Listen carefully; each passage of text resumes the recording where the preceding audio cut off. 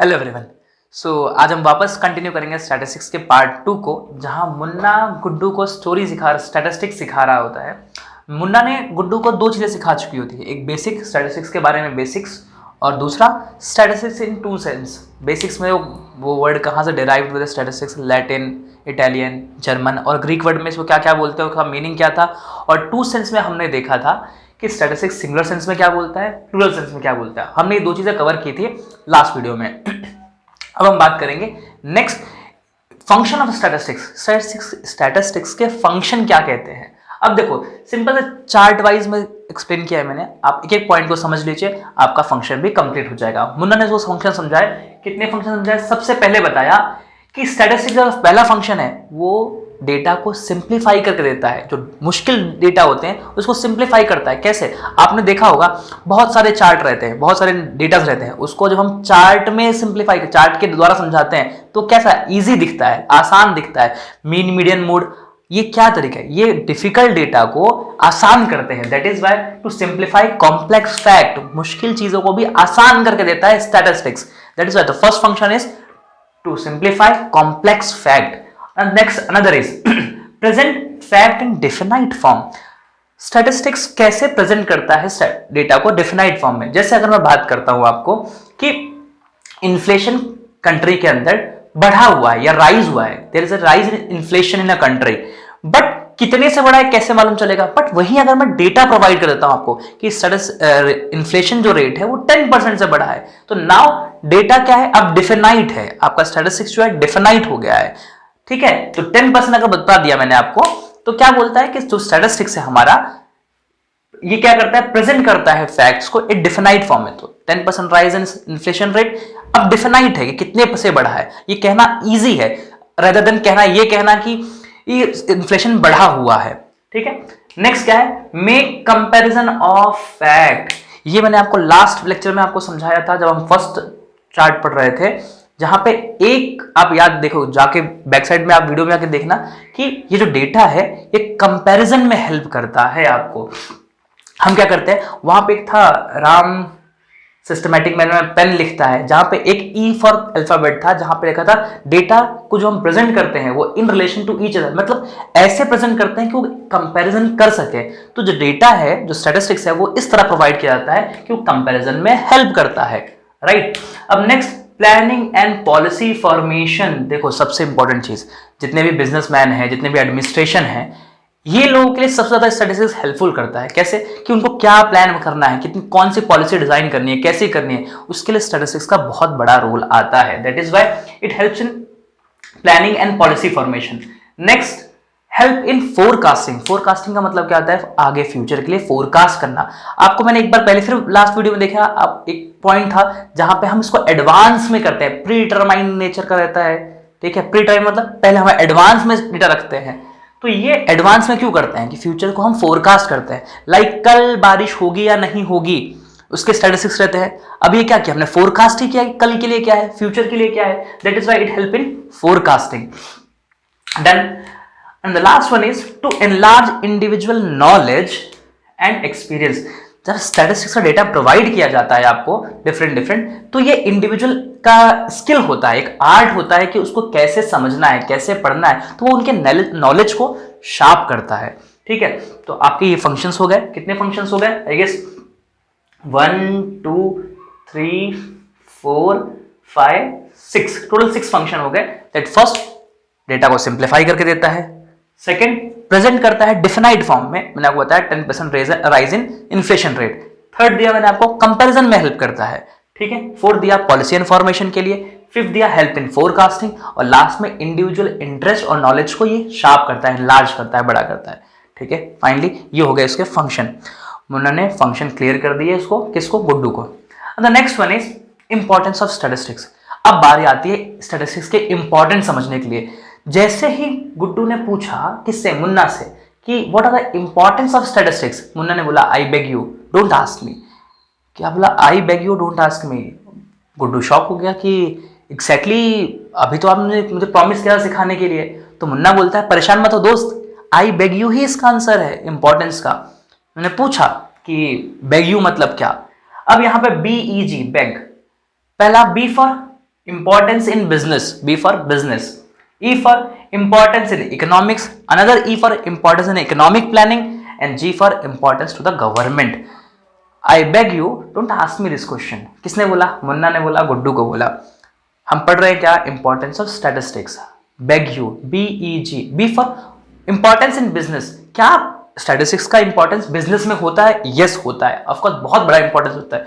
कोई भी business setup करने से लेके, प्रोडक्ट डिजाइन करने से लेके, रिसर्च करने तक के लिए, हर एक चीज के लिए स्टैटिस्टिक्स रिक्वायर्ड है। सपोज मुझे बिजनेस स्टार्ट करना है, अब मुझे कौन सा बिजनेस स्टार्ट करना है, मैं क्या करता हूँ? रिसर्च करता हूँ उस चीज पे कि ये पहले ये लॉस मेकिंग है, ये प्रॉफिट मेकिंग है, किसमें कितना प्रॉफिट आ सकता है, कौन कौन सा अल्टरनेटिव रिक्वायर्ड है, ये सब चीज के लिए डेटा कलेक्ट करते हैं हम। तो रिक्वायर्ड है स्टैटिस्टिक्स बिजनेस में। अगर हम प्राइस कर रहे हैं, सपोज हमने एक प्रोडक्ट लॉन्च किया, अब उस प्रोडक्ट का प्राइस फिक्स करना है, तो उसको कैसे मालूम चलेगा कौन किसकी पेइंग कैपेसिटी कितनी है? तो प्राइस फिक्सेशन के लिए भी ये काफी हेल्पफुल है बिजनेस के अंदर। फिर बात करते हैं हम मार्केटिंग या एडवर्टाइजमेंट के अंदर कि कितने सेक्शन ऑफ सोसाइटी ये प्रोडक्ट खरीदेंगे, कितने नहीं खरीदेंगे, कैसे मार्केटिंग करनी चाहिए, स्ट्रैटेजी के लिए, प्लान्स एंड पॉलिसी के लिए। तो बिजनेस के अंदर स्टैटिस्टिक्स का बहुत ही ज्यादा इंपॉर्टेंट रोल है।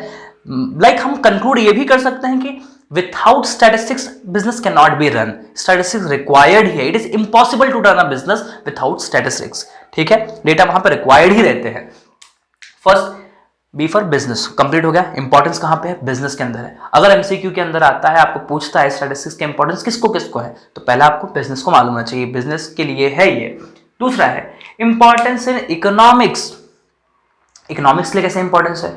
अब देखो इकोनॉमिक के लिए कैसे, आपके कौन कौन से लॉज बनाने हैं, इकोनॉमिक कमर्शियल लॉज क्या है, डिमांड कितनी रखनी है, सप्लाई कितनी रखनी है, इन सब चीज़ों के लिए भी डेटा रिक्वायर्ड रहते हैं। हमारी इकोनॉमी में हो रही एक्टिविटीज़, हर एक चीज़ के लिए डेटा रिक्वायर्ड रहते हैं। That is why price fix कैसे करना है, डिमांड कितनी रहेगी, सप्लाई कितनी रहेगी, that all are comes under the economics. तो ये सारी चीज़ें इकोनॉमिक के अंदर जो एक्टिविटीज़ परफॉर्म होती है वो स्टैटिस्टिक्स की हेल्प से होती है। That is why it also plays a important role in economic.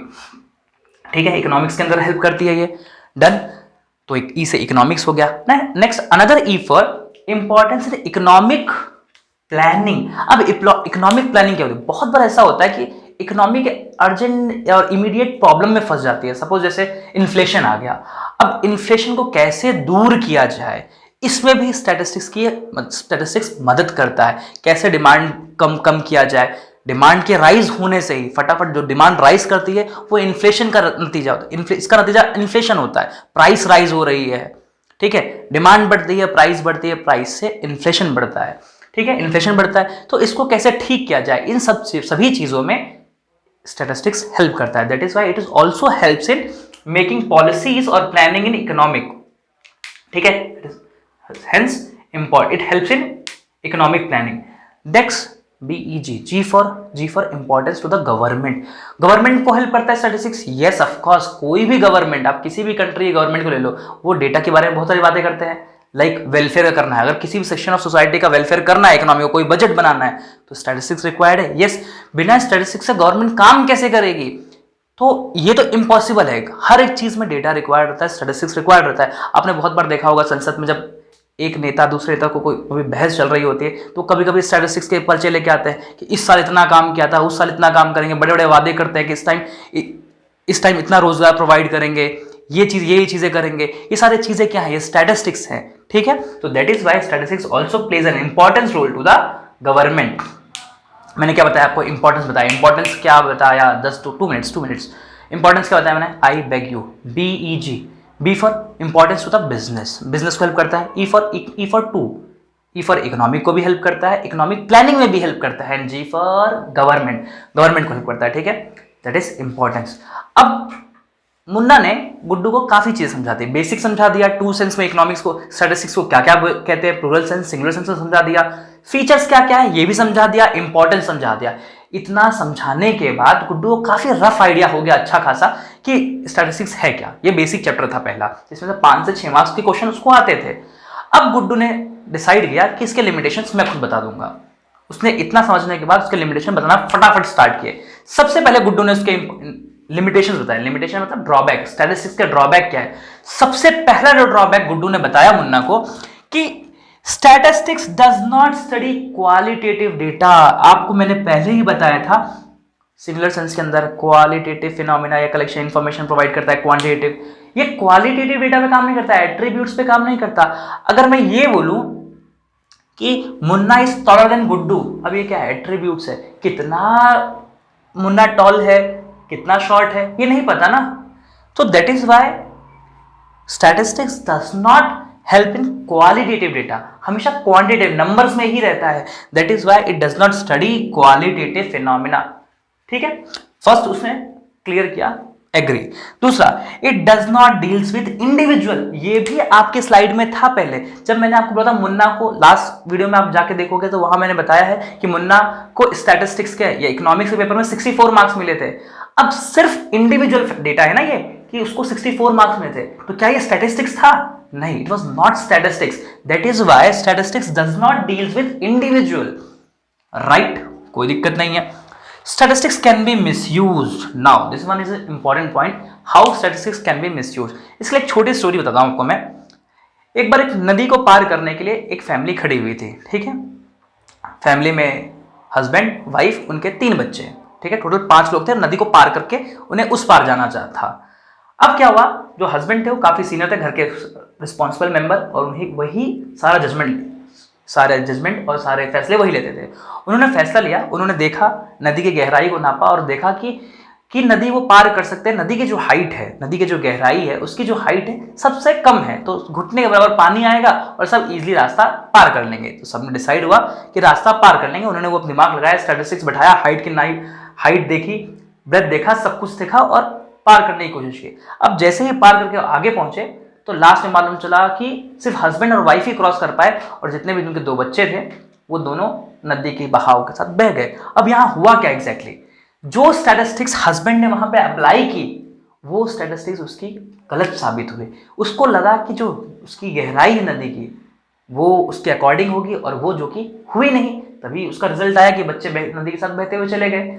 अब क्या हुआ, स्टैटिस्टिक्स को मिसयूज किया जा सकता है अगर आप ठीक से उसे स्टडी नहीं करोगे, ठीक है। Then statistics can be misused. Next, statistics laws are not exact. अब देखो, सिंपल सी बात है, हम स्टैटिस्टिक्स की बात करते हैं, कल बारिश होगी, उसके स्टैटिस्टिक्स कुछ आ जाते हैं, अरे कल बारिश होगी, ये प्रोबेबिलिटी रहती है, एग्जैक्टली होगी या नहीं होगी हम ये नहीं कह सकते, हमेशा प्रोबेबल रहता है। हाँ, सही रहता है, लेकिन आप 100% गारंटी नहीं दे सकते हो हर चीज की। That is why statistics laws, जो भी जिस लॉ पे ये बेस्ड है, प्रोबेबिलिटी पे जो बेस्ड है ये, वो हमेशा एग्जैक्ट नहीं होता। That is why statistical laws are not exact, ठीक है। 4 हो गए। अब next 5th one, only expert can make a best opinion by using of statistics. Simple सी बात है, मैंने ये भी आपको पहले बता रखा था कि स्टैटिस्टिक्स को समझने के लिए, उसके ऊपर ओपिनियन देने के लिए ओनली एक्सपर्ट्स लगते हैं। तो स्टैटिस्टिक्स जो है, जितने ज़्यादा एक्सपर्ट हुआ, वही एक्सपर्ट व्यक्ति ही इसको अच्छे से एनालाइज कर सकता है, समझ सकता है, उसका इन्फ्रेंस निकाल सकता है। And the last one he, statistics should be uniform and homogeneous. अब देखो, यूनिफॉर्म मतलब एक जैसा डेटा होना चाहिए, होमोजीनियस मतलब एक जैसा डेटा होना चाहिए। अगर मैं बात करता हूँ ट्री का हाइट, एक डेटा मिला, ट्री के हाइट, डिफरेंट प्लांट्स की हाइट मिले, और डिफरेंट पीपल्स की हाइट अगर हमको दे दिया जाए डेटा में, अब इन दोनों की हाइट्स का कोई कॉम्बिनेशन नहीं है, क्योंकि ये दोनों चीजें अलग अलग हैं। तो स्टैटिस्टिक्स की अगर यूज चाहिए आपको, तो डेटा जो होने चाहिए वो होमोजेनियस एंड यूनिफॉर्म होने चाहिए। अगर अलग अलग डेटा प्रोवाइड करोगे तो ये हेट्रोजीनियस हो जाएंगे, जो कि अलग अलग होंगे, जो कि कोई यूजफुल नहीं होगा यहाँ पे। तो दीज आर द लिमिटेशन जो प्रोवाइड किए गए। अब ये स्टोरी आपकी पूरी कंप्लीट होती है। स्टोरी की मैंने 2 पार्ट में कंप्लीट की है। फर्स्ट पार्ट के अंदर मैंने आपको बेसिक्स बताए थे, सेकंड पार्ट के अंदर मैंने स्टैटिस्टिक्स 2 सेंस में बताया था, वन इज प्लूरल सेंस में और एक सिंगुलर सेंस के अंदर बताया मैंने, ठीक है। प्लूरल सेंस के अंदर मैंने आपको मेमोरी टेक्निक बताई थी, याद आ रहा होगा, राम सिस्टमैटिक मैनर से पेन लिखता है, ठीक है। फंक्शन बताया मैंने स्टैटिस्टिक्स के आपको, ये 6 फंक्शन बताए मैंने आपको टोटल, ठीक है। फिर इंपॉर्टेंस बताया मैंने, इंपॉर्टेंस क्या बताया मैंने, आई बेग यू, बेग याद आ रहा है आपको, BEG, बिजनेस, इकोनॉमिक्स को हेल्प करता है, इकोनॉमिक प्लानिंग में हेल्प करता है, और गवर्नमेंट को हेल्प करता है, बिजनेस में हेल्प करता है, इकोनॉमिक्स में, इकोनॉमिक प्लानिंग में एंड गवर्नमेंट में। एंड द लास्ट में इंपॉर्टेंस, जो कि गुड्डू ने मुन्ना को बताए। इस लास्ट 6 लिमिटेशन उन्होंने बताया, 6 ड्रॉबैक बताए स्टैटिस्टिक्स के, ठीक है। आई होप आप लोगों को ये समझ में आया होगा। Stay tuned with your channel. Thank you so much, bye bye.